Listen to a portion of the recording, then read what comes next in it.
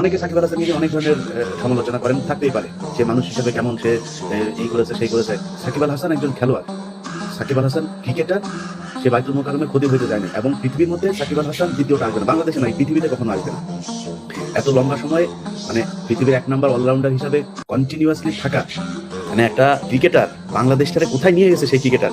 সে ভালো না খারাপ, তার ব্যবহার ভালো হওয়া দরকার। বেটা তোর কিসের ব্যবহার, ও কিসের ব্যবহার ভালো করবে? ওর সাহস আছে, ও বেয়াদব, এই জন্যই ভালো প্লেয়ার। ও যদি মানে মরা হইতো, ভয় পাইতো, তাহলে সমস্যা দিত। এই পৃথিবীর এত বড় বড় বলারদের সামনে দাঁড়াই দেওয়া এখন ভালো খেলে আমার এটাই দরকার, আর কোনো কিছু দরকার নেই।